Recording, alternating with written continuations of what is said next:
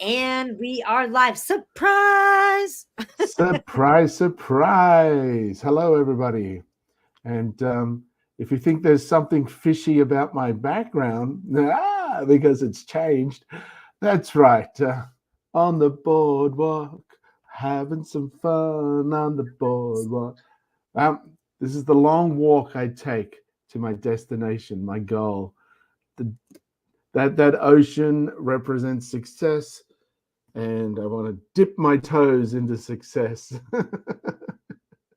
And it also represents how some of you folks are doing your talk and sales pitch and wondering why the audience is not buying at the end. And that's because it's so long with so many bits of stuff.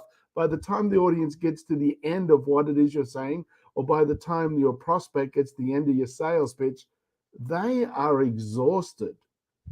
And their answer is just not right now. How many Or times have you folks heard that? Not right. I like what you, but not right now.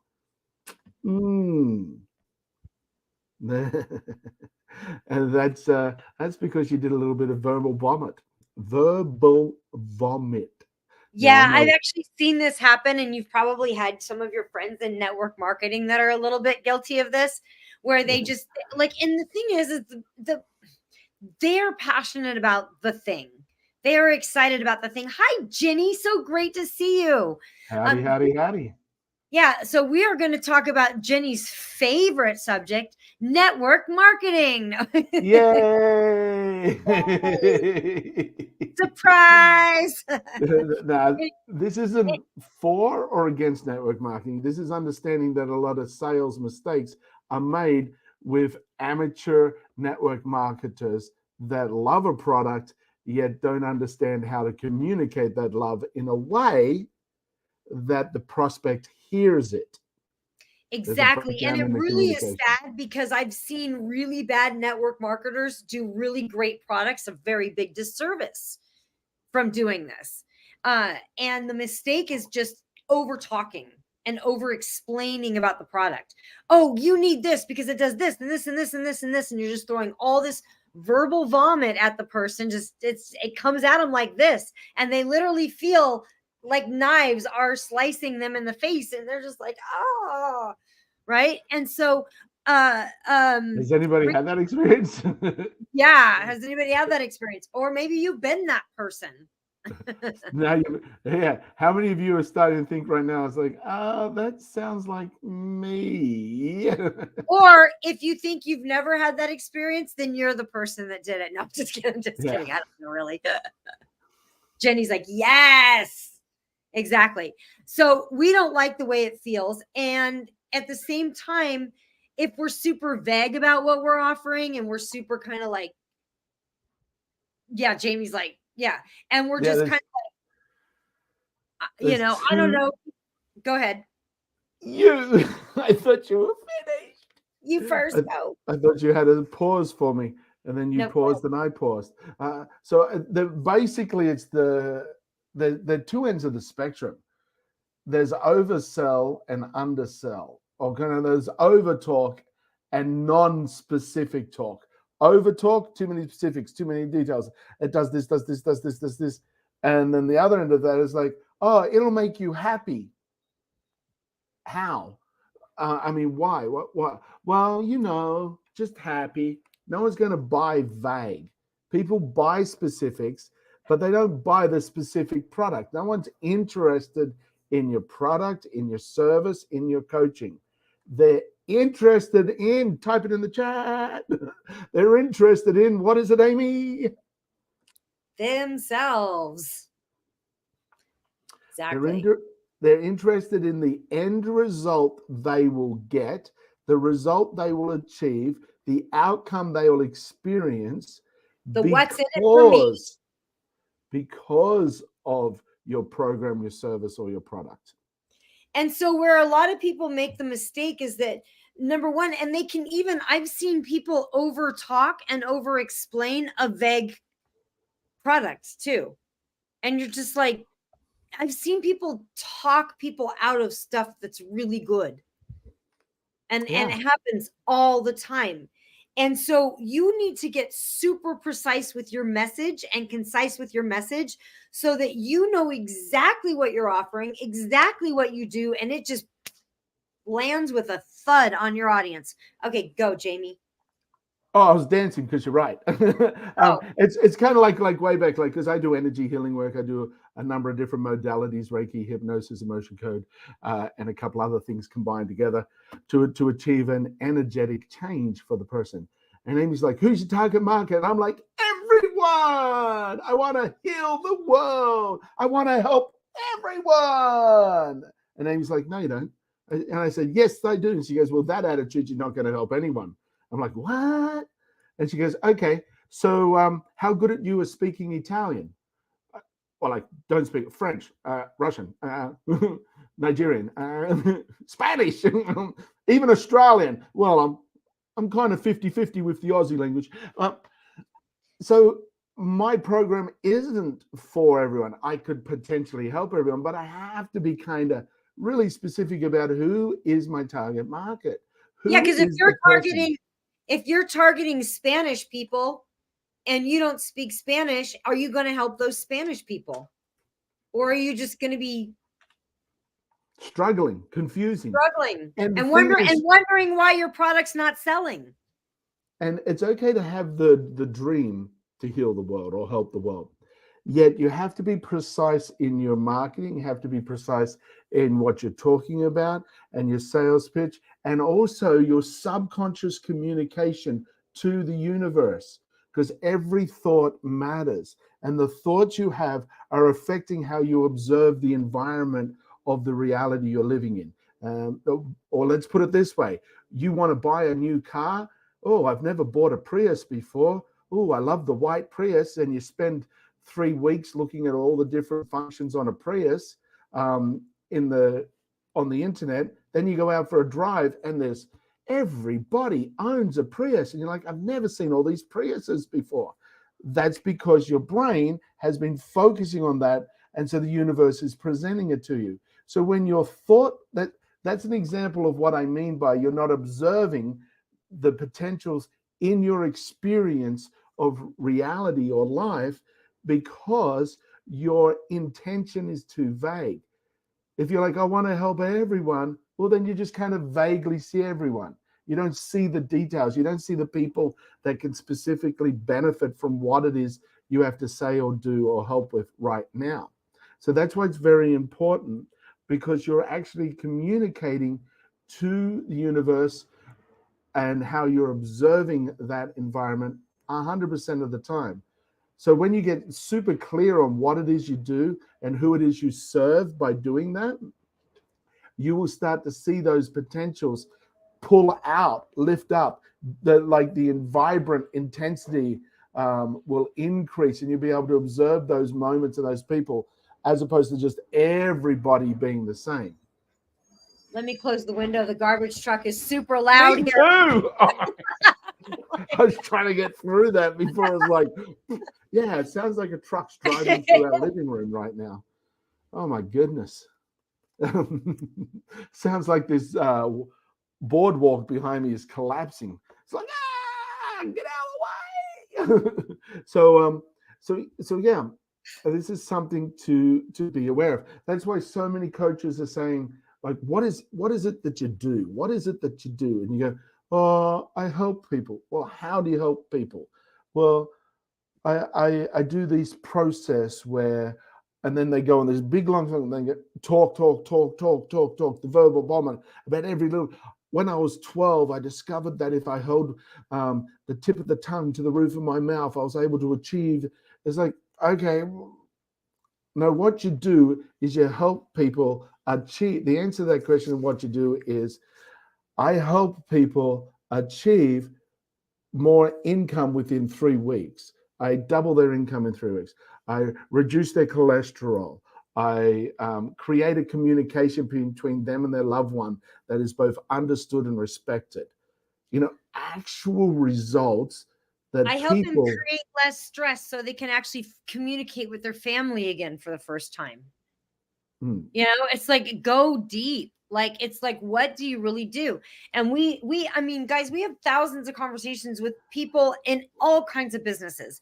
And this is like the biggest thing that we see. And it just happens a lot when people are trying to talk. And so especially when you're on stage, you better have that message in structured and constructed and engineered in such a way that it's going to land for 100% of your audience. Yep. Because that's, like Amy's just led into another point that happens with verbal vomit and beginner salespeople or beginner sharers, people that are sharing something that they genuinely care about. They're sharing from their perspective of who they are in the way that they would want to hear it for them to buy it. Yet there's 4 different core personality types. There's basically 4 different motivational personalities. So if you talk only the way you would hear it, because that's all you know, then you're missing 75% of your audience from being interested in what you say.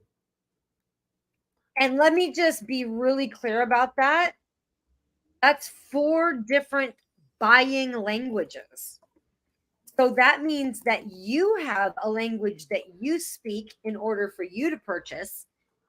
And that means that that's why the average salesperson has most people have an average of 25% sales rate, because you already speak your own buying language, because it's your language. You don't know any other language.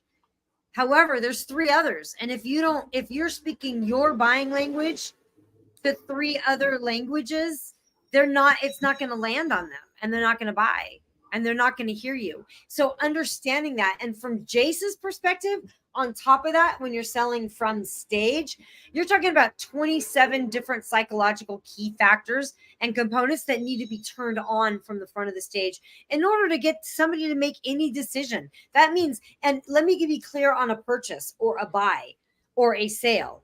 A sale can be anything that someone takes a step. So that can be opting in for your list, opting in for your text message, making a phone call, joining your Facebook group. That all of that is a sale. Mm-hmm. A sale is where somebody has chosen to take an action that was different to what they thought before. So that could be a change in belief. That can be accepting a belief structure. That can be as small as nodding your head and go, yep, I agree.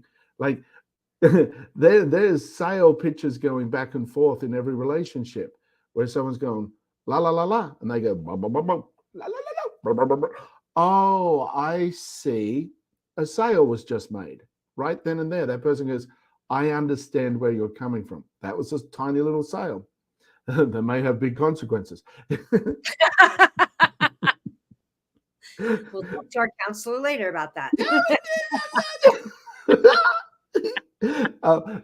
So a sale is where someone has an acceptance of taking an action that is different, and that action can be as small or as big as a change of mind, a change of belief. And in that, they may give you money, they may give you time, they may donate to a charity, they may donate time to a charity or product to a charity. They may be more accepting of a different thing that they resisted before. These are all sales. For example, the child doesn't necessarily jump up and down excited about the green vegetables, and the parent does a sales pitch. And if they're good at their sales pitch, the child eats the green vegetables. Now, an intelligent parent will do a supportive, rewarding sales pitch at the benefits, understanding the language the child speaks, as opposed to a threat. Who's experienced threatening sales, where they go, oh, this car's probably not going to be here tomorrow. I got 18 other people interested in it. When a salesperson says that to Amy and I, and go, oh, okay then, well, if you got so many people interested in it, why not one of those take it, and we'll come back another day and look at something. the high pressure sale. I completely disagree with any high pressure sales. Yeah, that's the same as threatening your children. If you don't eat your greens, I'm going to XYZ. In reality, it's that's what it's the threatening approach to your children not eating the greens is same as the force or the fearful sales approach. It doesn't make you feel good. Ethical sales with integrity is where you both feel grateful and appreciative of the experience at the end of it. Now, that doesn't mean that sometimes you have to create a situation that may be slightly uncomfortable for the person to realize how important the new opportunity is. The consequence of not taking action, what does that look like? Remember, our midbrain is looking to keep us safe all the time. So change is scary on an emotional basis. And so when people are just resisting because they're afraid of change, right, rather than actually resisting because of some legitimate reason. Because fear and excitement are the exact same thing, except fear has the image of something going wrong connected to it, and excitement has an image of something going right to it. The energy, the possibility separates. This energy becomes fear when we go, oh, what if this happens? What if that? Oh, wrong. If something goes right, it's like, oh, I'm so excited. So when you feel fear, you're actually feeling the flip side of the coin of excitement. So just flip that coin over and go, oh, when this goes right, when this goes the way I desire, all these wonderful things are happening. So coming back to when you're doing your sales talk, remember you have to talk to the 4 different personality types, and you have to talk because these 4 different personality types are motivated to buy in 4 completely different ways. So if you only address what's important to you, you're going to miss 75% of your room. Yeah, because those other 3 personality types are also motivated differently. So if you're motivating someone to purchase the way you're motivated, it might not be, like my husband is not motivated the same way I'm motivated. So, but I learned how to sell him a long time ago. I just have to convince him it's going to be fun. It's going to be fun, honey. All right. Here's my excitement.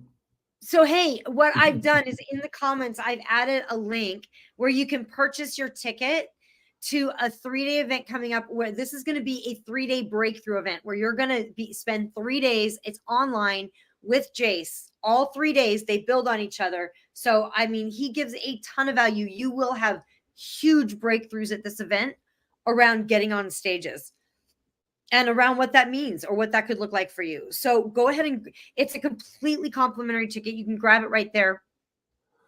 Or let me just show you. You can upgrade.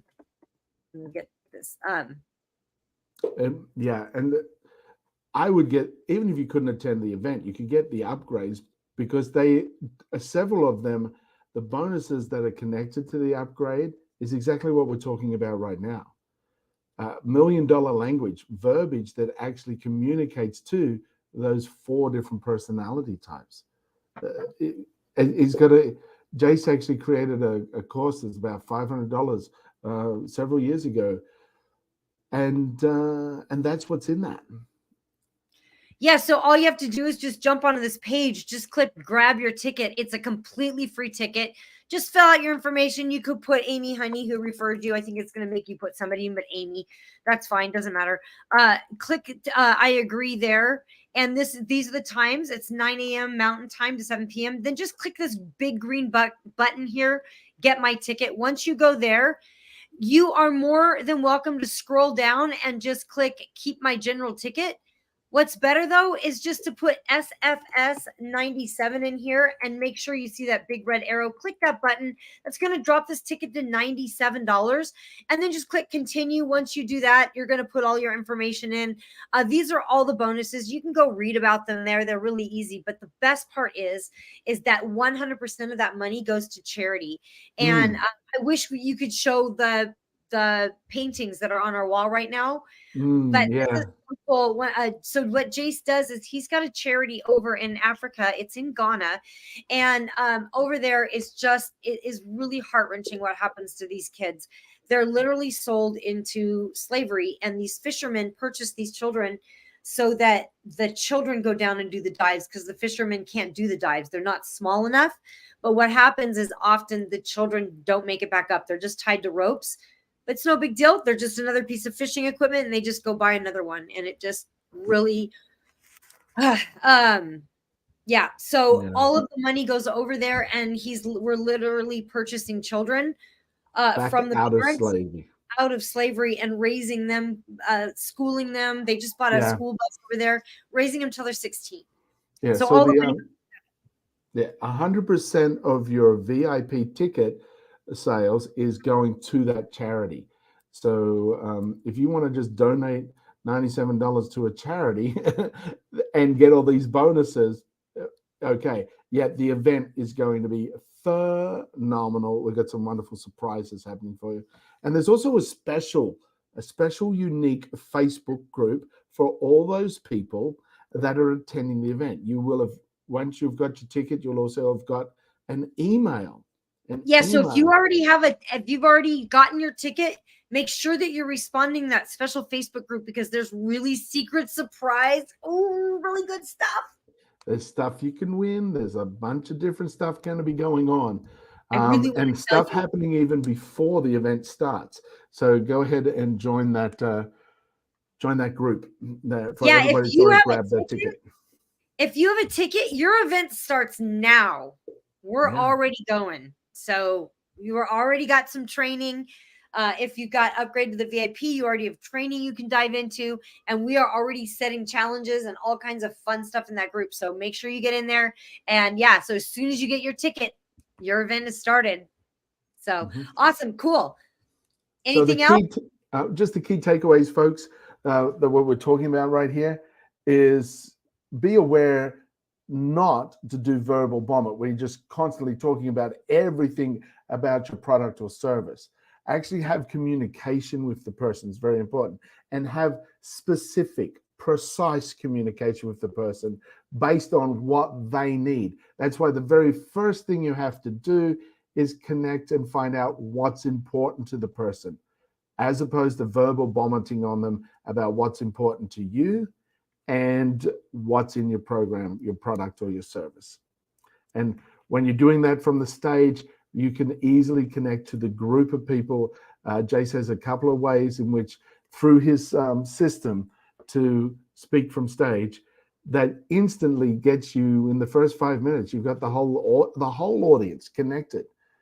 When there's a lot of people are struggling to do it even one-on-one. Jay says his process by which you can be one to many and create that connection. Exactly. And speaking of Jace, we are going to go see him tomorrow. We are flying up. We are going to go to Rock the Stage. This is where you get to do your presentation in front of groups of people and really get your reel made and like really get practiced and honed in, and also get your walk-up reel made, all that stuff. You're going to look like a serious professional. So we will see you guys all over there for that. Yep, everybody's going to be there. We look forward to seeing you there. All right, awesome. And we'll see you in November, and take care. Yeah.